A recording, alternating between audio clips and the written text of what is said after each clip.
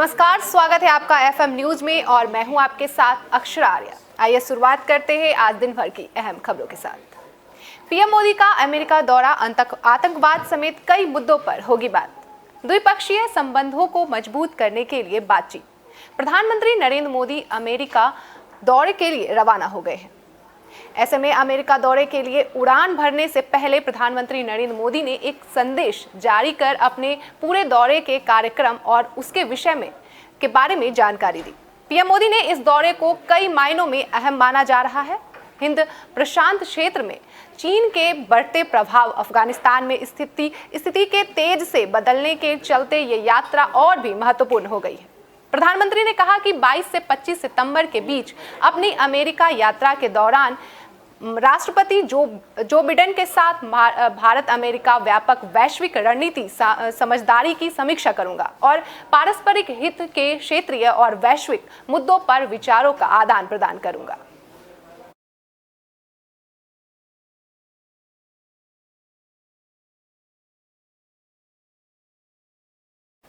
CM योगी ने मिहिर भोज की प्रतिमा का किया अनावरण। प्रतिमा पर लिखे गुर्जर शब्द पर कालिक पोती गई। करनी सेना का दादरी कूच का ऐलान। ग्रेटर नोएडा के दादरी में सीएम योगी ने सम्राट मिहिर भोज की प्रतिमा का अनावरण किया, लेकिन सीएम के आने से पहले मिहिर भोज की जाति को लेकर गुर्जर और क्षेत्रीय में विवाद बढ़ गया। शिलापट पर लिखे गुर्जर शब्द को अराजक तत्वों के काले रंग को पोत दिया गया। सुबह 8 बजे अफसरों की नजर पर शिलापट पर पड़ी तो हड़कंप मच गया। उस वक्त 25 पुलिसकर्मी सुरक्षा में लगे थे। बीजेपी नेता सत्येंद्र अवाना ने स्टिकर लगाकर प्रतिमा के शिलापट पर फिर से गुर्जर लिखा। मिहिर भोज डिग्री कॉलेज के प्रिंसिपल राजेंद्र पंवार के अनुसार सुबह 4 बजे से अज्ञात युवक ने ऐसा किया। वह कौन था यह पता नहीं चल सका है। कार्यक्रम आयोजकों ने प्रतिमा के शिलापट और निमंत्रण पत्रों पर सम्राट मिहिर भोज को गुर्जर कहकर संबोधित किया। वहीं करनी सेना के समेत कई राजपूत संगठनों ने सम्राट मिहिर भोज को गुर्जर बताने के खिलाफ दादरी कूच करने का ऐलान किया। इसे लेकर पुलिस और प्रशासन के अधिकारी अलर्ट हैं। दादरी के सभी एंट्री एग्जिट पॉइंट्स पर भारी मात्रा में पुलिस फोर्स तैनात है।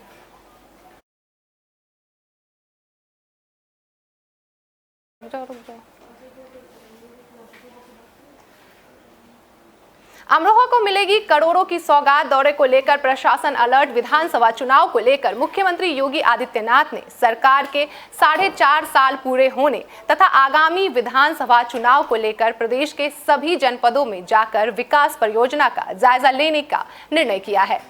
इसी कड़ी में सीएम आज अमरोहा दौरे पर हैं। वहीं सीएम के आगमन को लेकर प्रशासन अलर्ट है। बता दें कि आज अमरोहा में जनसभा को संबोधित करेंगे, साथ ही 443 करोड़ की 31 परियोजनाओं का शिलान्यास करेंगे। मुख्यमंत्री जनसभा के दौरान सरकार की चलाई जा रही पीएम आवास योजना समेत अन्य के लाभार्थियों को भी सम्मान देंगे।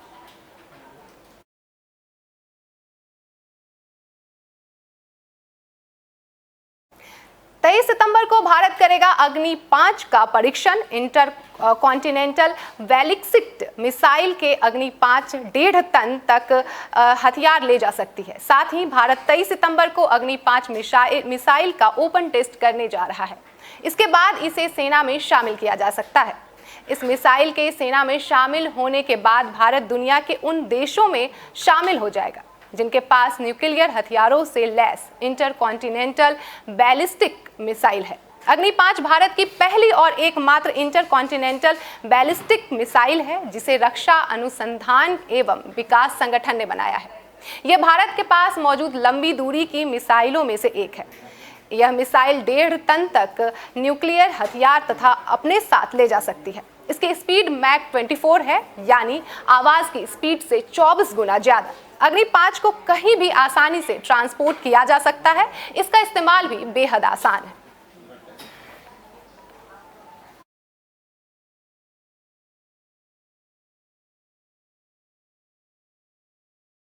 धर्मांतरण के मामले में मौलाना कलीम सिद्दीकी गिरफ्तार। यूपी एटीएस में कलीम सिद्दीकी को गिरफ्तार किया गया।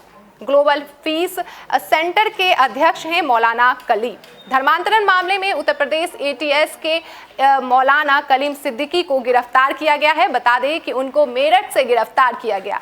मौलाना Kaleem Siddiqui global peace centre के अध्यक्ष हैं और जमीयत ए वलीउल्लाह के भी अध्यक्ष हैं। वहीं उनकी गिरफ्तारी से अमानुतुल्लाह खान ने उनकी गिरफ्तारी पर विरोध भी जताया है। उन्होंने लिखा है कि उत्तर प्रदेश में चुनाव से पहले अब मशहूर इस्लामिक स्कॉलर मौलाना कलीम सिद्दीकी को गिरफ्तार किया गया है। मुसलमानों पर अत्याचार बढ़ता जा रहा है। इन मुद्दों पर सेक्युलर पार्टियों की खामोशी भाजपा को और मजबूती दे रही है।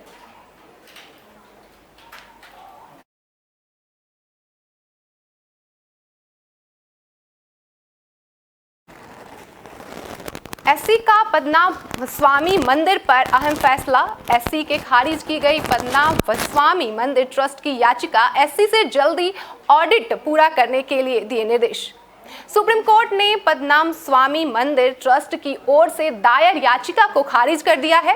सुप्रीम कोर्ट ने आज एक अहम फैसले में कहा है कि केरल के मशहूर पद्मनाभ स्वामी मंदिर ट्रस्ट का ऑडिट होगा। ट्रस्ट की 25 साल से ऑडिट किए जाने के आदेश से छूट की मांग वाली याचिका खारिज करते हुए सुप्रीम कोर्ट ने साफ तौर पर कहा है कि ट्रस्ट को ऑडिट से छूट नहीं है। कोर्ट ने कहा है कि साल 2020 का आदेश सिर्फ मंदिर ही नहीं, ट्रस्ट पर भी लागू है। इसके साथ ही सुप्रीम कोर्ट ने 3 महीने में ऑडिट पूरा करने का निर्देश दिया है। पद्मनाभ स्वामी मंदिर की प्रशासनिक समिति ने सुप्रीम कोर्ट को ये जानकारी दी है कि पद्मनाभ स्वामी मंदिर गहरे आर्थिक संकट से जूझ रहा है और मंदिर को मिल रहा चढ़ावा इसकी जरूरतों को पूरा करने के लिए पर्याप्त नहीं है।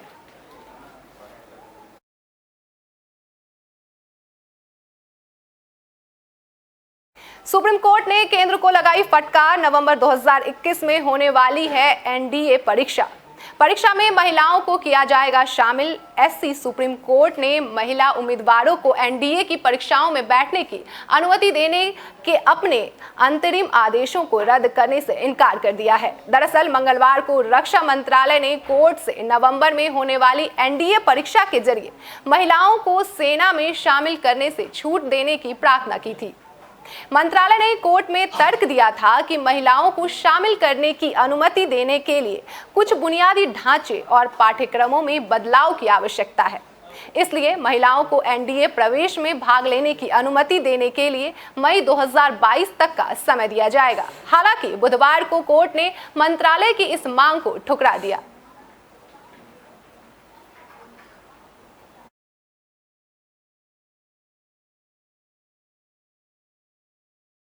साइकिल चला सचिवालय पहुंचे मनोहर लाल। सीएम ने साइकिल चला स्वच्छ पर्यावरण का संदेश दिया। सीएम ने लोगों से की ई वाहन अपनाने की अपील।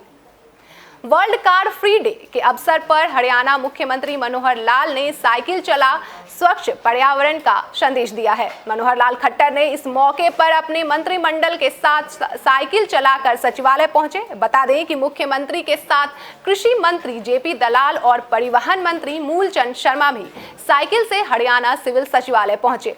इस दौरान मुख्यमंत्री ने कहा, कार फ्री डे को मानने का मतलब है कि डीजल पेट्रोल पर चलने वाली गाड़ियां कम हो और ई वाहन को लोग अपनाएं, जिससे प्रदूषण में कमी आए।